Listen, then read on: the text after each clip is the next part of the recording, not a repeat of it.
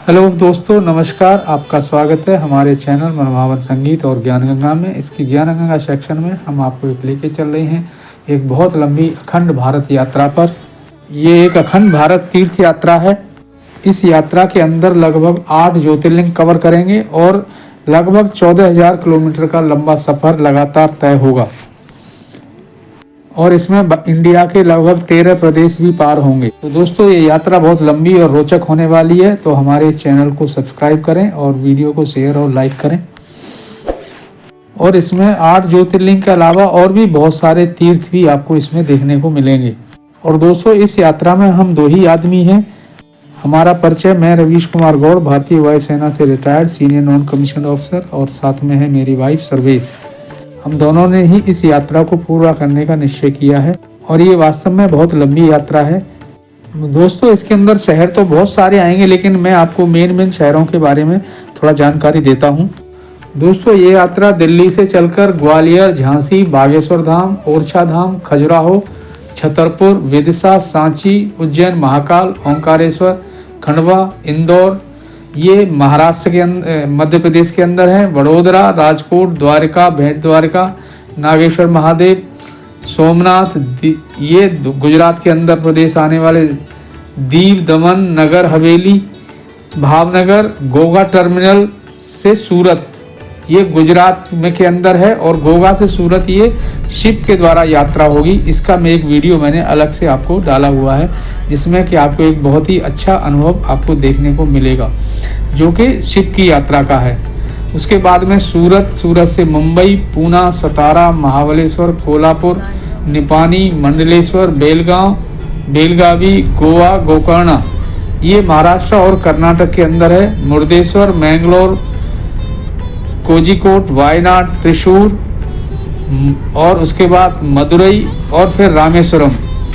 ये coastal road के सहारे पूरे इंडिया का, जो द्वारका से लेके रामेश्वरम तक कोस्टल रोड के सहारे का रास्ता है।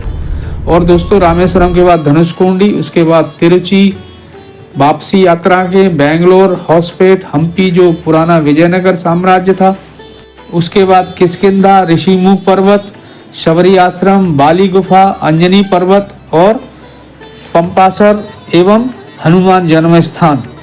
उसके बाद सोलापुर होते हुए औरंगाबाद, घृष्णेश्वर, जहाँ 12वें ज्योतिर्लिंग हैं, और एलोरा की गुफाएं, जहाँ के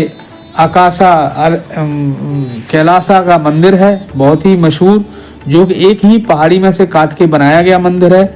और उसके बाद हम कोटा, और कोटा से बूंदी, एवं बूंदी से चित्तौड़गढ़, और चित्तौड़गढ़ से कुंभलगढ़, और कुंभलगढ़ से उदयपुर, और उदयपुर से होते हुए हम आज जोधपुर पहुंचेंगे।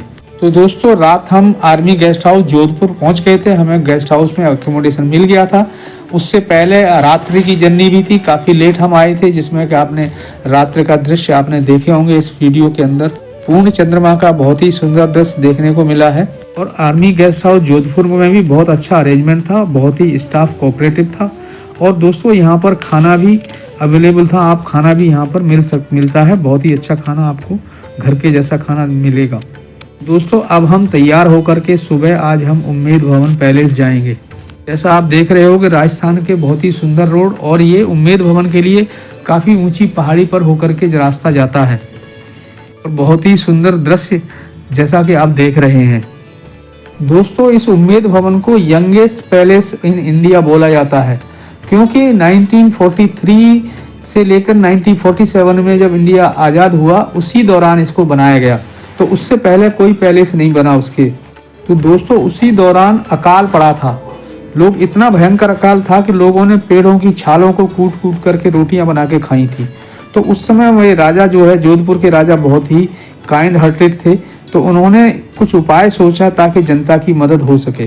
तो उन्होंने इस पैलेस को बनाने का निर्णय किया, जिससे कि लगभग 3,000 लोगों को वहाँ पर रोजगार मिला था उस अकाल के दौरान गया। इस उम्मेद भवन का आर्किटेक्ट एक बहुत ही माने हुए अंग्रेज ने इसका आर्किटेक्ट को बनाया, इसका नक्शा बनाया था, जिसका कि पहले एक लकड़ी का मॉडल बनाया था, जो आज भी यहाँ पर इसमें दिखाई देता है।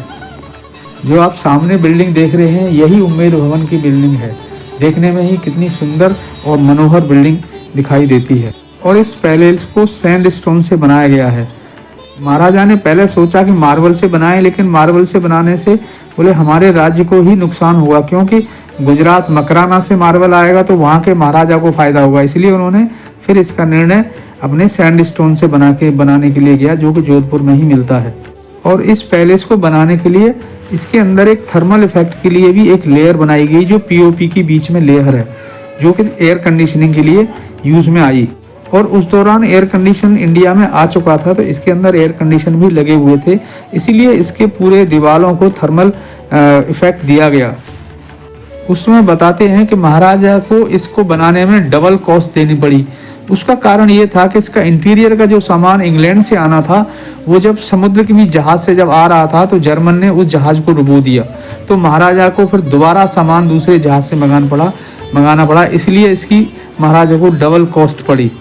इस किले के अंदर एक मंडोर गार्डन करके भी जगह जो बनाई गई है, ये बताते हैं ऐतिहासिक रूप से जब इंडिया आज़ाद हुआ था उस समय सरदार वल्लभ भाई पटेल और महाराजा के बीच में जो मीटिंगें हुई थी वो इसी गार्डन में हुई थी, जिसके कि बहुत सारे चित्र आपको यहाँ दिखाई देंगे। और दोस्तों उम्मेद महाराज की वाइफ की लंबाई उनसे ज़्यादा थी, जैसा कि सब लोग जानते हैं, और ये एक प्रिंस फैमिली से नहीं थी, एक आम नागरिक थी। ओसिया गांव की एक आम नागरिक की लड़की थी जो राजा को पसंद आ गई और राजा ने उनसे शादी करी थी। तो प्रिंस की यहाँ की प्रिंस जो है राज परिवार से नहीं थी। वैसे जोधपुर के महाराजा को पहले बताते हैं कि उनका विचार पाकिस्तान में विलय का था, लेकिन चूंकि सरदार वल्लभ भाई पटेल ने जब उनसे बातचीत की और उनको फोर्स में लाया गया, इम्पोज किया गया, तब फिर वो मान गए और इसके बाद में उन्होंने इंडिया के साथ विलय किया।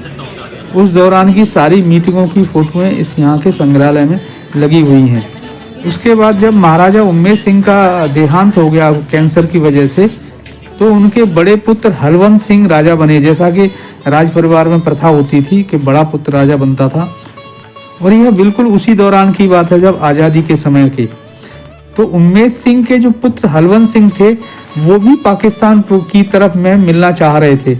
उस बाद में सरदार वल्लभ भाई पटेल ने उनको भी मनाया और बाद में इंडिया के साथ में उनका विलय कराया राजस्थान का। चूँकि ये सारे इलाके पाकिस्तान से बहुत ज़्यादा नज़दीक थे, इसलिए इन लोगों को एक इच्छा रही कि पाकिस्तान के साथ मिला जाए जाके। और जोधपुर के महाराज बहुत ही दयालु हृदय आदमी थे, इसलिए उन्होंने जनता की बहुत सारे कल्याण के काम करवाए, जिसमें से एक पाली में एक रिजर्वायर बनाया, बांध लगा करके रिजर्वायर बनाया।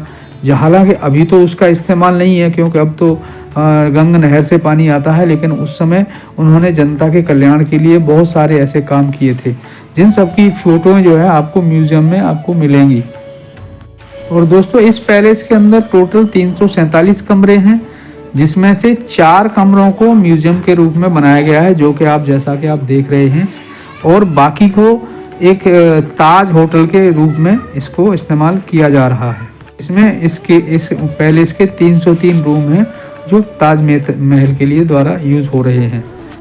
और दोस्तों इस पैलेस को बनाने के लिए उस समय की जो कॉस्ट आई थी वो थी 94,51,000 रुपये मात्र।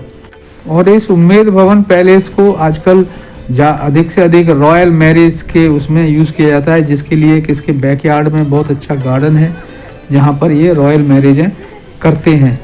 और बताते हैं इसमें महारानी स्वीट और महाराजा स्वीट भी है, जिनके की एक एक दिन का जो किराया है, जो महारानी स्वीट का है 5.5 लाख और महाराजा स्वीट्स का है 4.5 लाख रुपये एक दिन का किराया है, जो कि बहुत ही सुंदर, बहुत ही अच्छे तरीके से बनाए गए हैं। और इसके अंदर बहुत सारी पेंटिंगें भी आपको इसके म्यूजियम में देखने को मिलेंगी।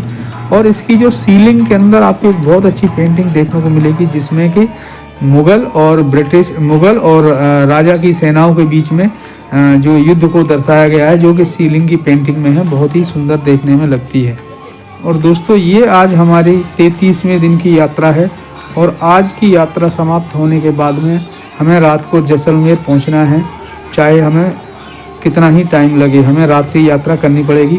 तो रात्रि यात्रा के दृश्य आप देख सकते हैं कितने सुंदर आपको दिखाई देंगे।